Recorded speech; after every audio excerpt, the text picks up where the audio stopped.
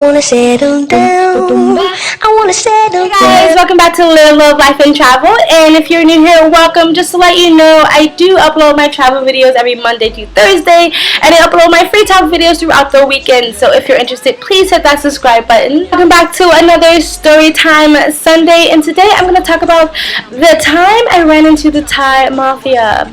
Yes. So one of you wanted me to talk about the time that I almost, finally, I've been trying to push that story forever about the time that I thought I was almost going to die in Thailand, and finally someone said, oh yeah, tell that story, that sounds interesting. But I'm going to just tell that story next week or whatever, because I forgot about this story, and I wanted to tell this story instead.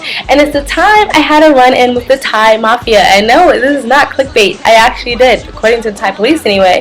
So, once upon a time, when I worked back in Thailand, in Koh Phangan, at the same hostel, I got kicked out. And remember, all this happened, like the Thai Mafia, me getting really sick, I already told that story, and getting kicked out, all happened within like a week of each other. So it was a crazy fucking week.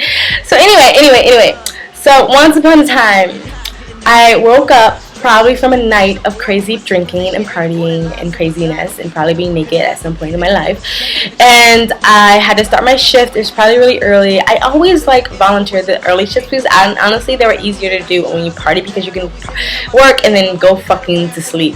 Anyway, so I woke up, it was probably like 9 o'clock or before 9, because when I started my shift, and I went downstairs, and the way our rooms was, like, we had one little tiny room that we called the maid's room, and because once upon a time maids did sleep in there, but it was just like a random tiny room, like the size of a closet type of room. And then we had another room that was on the top floor with a balcony, you can see the ocean, it was really nice and bright, but we kept all our belongings in the smaller room because people still rented out the room we were sleeping in, and whenever that happened, instead of like scrounging and grabbing all our clothes, we already just kept them in another room. So I woke up to go down to the little tiny maid's room to grab some clothes so I could take a shower.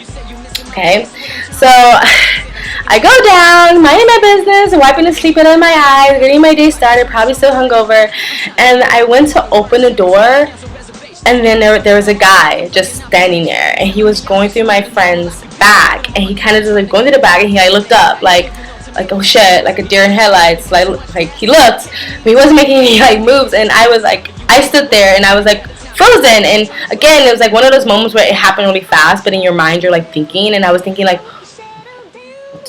what should I do? Should I scream? What should I do?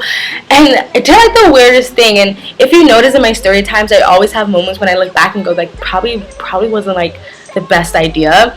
Instead of like running away or screaming or anything, I did like this really motherly thing where you like tell your kids to go stand in the corner. I remember just being like, go right now, just go right now, like that, like I was talking to a child, and it was like the weirdest decision to make, but I was just like, like what should I do? There's a man in my room going through my friend's bags, and he just like dropped his bags like, whatever, okay, sure, and just like walked past me like calm as a cucumber. And after he walked out, I was just standing there like, oh, okay, what should I do? And I remember thinking, fuck, he was going through my friend's bag, and if he stole anything and I don't say anything, like they're gonna think I stole it. So I like run upstairs, I wake my friend up, and remind you, the whole time I'm going upstairs, the whole time I'm waking her up, I'm thinking in my head that she's not gonna believe me, like she's like, because it's like a really weird story, and the fact that me and her are the only ones to stay in that room. She thought that I stole her money, and I came up with this crazy elaborate story. So the whole time I'm like waking her up, and I told her the story, and I'm thinking in my head like she doesn't believe me. In a way, you know how you could tell when someone doesn't believe you? They give you that look like, oh, okay, yeah. Like I could tell she didn't believe me, but I was just like, no, he was there, and you need to go check your bag. So she got up and she was like, fuck, shit, like, and she's like, please don't tell me he like stole my money. She goes in her bag, as soon as she looks in her bag, she was like, no, fuck, no, like, that was all I had, and so apparently she hid all her money in this, like, secret compartment in her bag. So this guy had to either know what he was doing or been in there for a while, and digging through her bag, and she was just like, fuck, like, oh my gosh, like, and the whole time I was like, she totally thinks I stole her money, because like I have at this point no evidence, and we're the only two people that's ever in that room thus far since I've been working there. And so we were like, what should we do? What should we do? Let's go tell our manager. So run upstairs, and my manager, even though he like is the boss, but he always sleeps so fucking late. Anyway, he's like snoozing. We knock on his door, wake up, and he's like, what? And we're like, oh my god, there's a Thai guy in the room, and he stole all our money. Like, oh my gosh. And he literally just like was like, what? Like, I don't care, leave me alone, and like rolled over, went back to sleep. And we were both like, well, that's really fucked up. Like, he doesn't even give a shit. We went back downstairs, and we were just like, oh my gosh, like, we did that, the obvious, like, run outside and see if we can see anybody. Of course we didn't see anybody.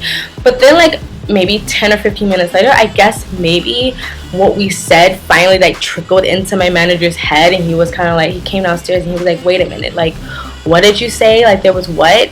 And we were like, there was a Thai guy in the room, and he stole all her money. And he was like, okay, well, let's go look at the surveillance cameras.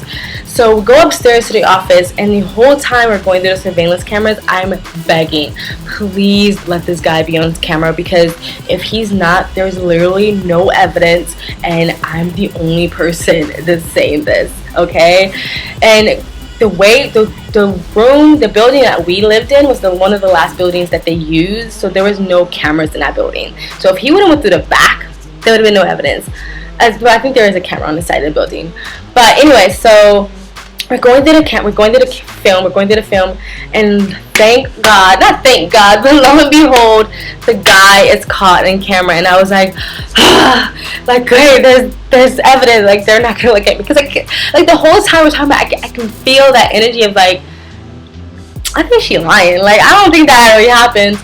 And so what happened was, like, the guy rode up on a motorcycle with a kid, okay? The kid looked like he was, like, 3 years old. He had the little kid standing on the front, and he was riding a little scooter. He pulled up, parks in the front, takes the kid by the hand, and sits the kid down on the front patio, like, bench, and tells him, like, stay there. He walks in. The thing is, the way he did it, he has either done this before, someone told him where to go, because he didn't do like a, like, where should I go, what's over there, he didn't even pay attention to the counter where the cashier register is and the safe is. Like, he passed all that. He didn't go into any other rooms. He went, and like, mind you, where our room is tucked in an area where no one really goes, so how would you know to go in that room? So he like went directly to that room. And so as he was doing it, we were talking about, like, he looks like he knows what he's doing, like he's been here before. And we started putting two and two together. A week before that happened, during that week before, I started missing money, but not big chunks of money, just like a bit of money here, a bit of money there. But I always chalked it up to just me being drunk and not remembering that I spent it. So I was like, he's been in that room, and I've had money missing. And for the past few months, we've had guests saying that I lost my phone, I can't find my camera, stuff like that. So we're kind of like, huh. And there was two girls a couple of months before that claimed that two Thai guys came into their room and said that they worked there and they were cleaning up. We don't have any men who work there besides the foreigners and the foreigners. We don't have any Thai guys. There's all Thai women.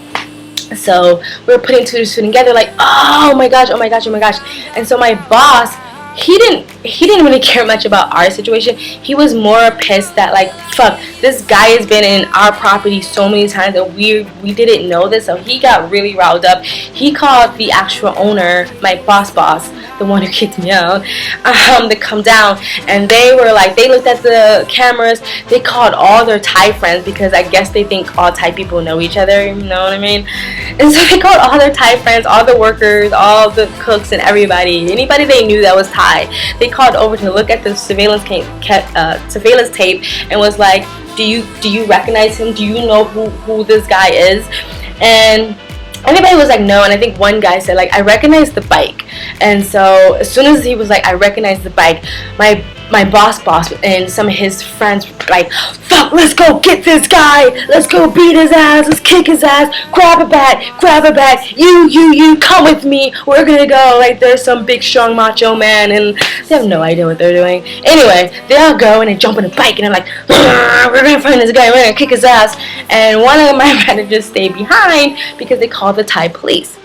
So as my manager is gone, the Thai police come. They go upstairs and watch the surveillance tape. That takes a little bit, and then when they're done watching the surveillance tape, the Thai police come down. They ask us a few questions, and then my boss comes back with no avail. They didn't find the guy with all his friends, and they're still all riled up. Like, who is it? Do you know who it is? Do you know who it is? And the Thai police was like, yeah, we know who it is. And he basically was like, he's a part of the Thai mafia, and if you know what's good for you, you put down your bats and you won't go look for anybody. And in so many words, they were just kind of like, yeah, you're not gonna get any of that back, and if it happens again, you could call us, but you probably should just lock your doors and be more secure, because yeah, they're the mafia, and we don't want to deal with them. And he was saying that, we're just like, what? And as he was saying that, I looked back on my encounter with this guy and was like, oh my gosh, like, thank God he was not like a sinister mafia man, because like, he could have literally did something to me. He could have hurt me, he could have done worse to me, like horrible things to me. And I literally just stood there and like, what was I thinking? And so we were like, fuck, like, oh my gosh. So we're all coming to the realization, like, okay, there's nothing we can do about it. Like, we're not gonna get our money back or anything. And you know, my friend, I'm trying to say her name, my friend was like pissed because she was like, that's all I had, that's all the money I had. And yeah, like, that was just like, that was it, because they were just pretty much like, lock your doors. Like, yeah, like, don't go after nobody unless you want to die. Like, don't go after anybody. And so yeah, so after that, like, we kind of just let it go. Like, it was kind of like a weird atmosphere throughout the rest of the day after that. And then 2 days after that happened, my boss decided he didn't want us to live in that room at all anymore and move us back down to the maid's quarters where the guy was at. And mind you, there's no lock on this door. And this is how I know they didn't give a shit about us, because we were like, you want us to go sleep in the room where the guy goes to and he knows where it's at, and there's no lock on the door? We asked for a lock, he never put a lock on the door. So every night we literally like pushed all our belongings to the door and like just prayed Hail Mary. That's not how you say it, but yeah. And like, please don't let this guy come back in. And he never did. And yeah, and then like a few days later I got kicked out. So yeah. So that's the end of my story. That's my brief encounter with the Thai mafia. You may be asking, Shamika, should you really be making this video? If I disappear soon, do you know what happened? Anything for YouTube. Alright, so that's it. That's my story time. That was a fun one. And yeah, so what else you guys want to hear about? Like, okay, I'll do the video about me thinking I almost died and had the funny Tinder stories. And it's my first time anything you can think about. It doesn't have to be anything sexual. You made my first time anything. My first time traveling. My first time having a boyfriend or girlfriend, or my first time drinking, or whatever. Like, any funny first time stories. First times are always funny. They might not have been funny at the moment, but they're funny. And if I can think of anything else, I'll do stories. I love story time videos. Do you guys like my story time videos? If you do, tell me. If you don't, tell me, and then I'll keep doing them. Yeah, so if you like this video, please like it, thumbs up. And if you want to comment in the comment section below. If you want to share this video, please share it. It really helps, guys. Check out any links that's below in the comment section. And if you want to continue to follow me on this crazy game called life, please subscribe. And thank you for live, love, life, and travel.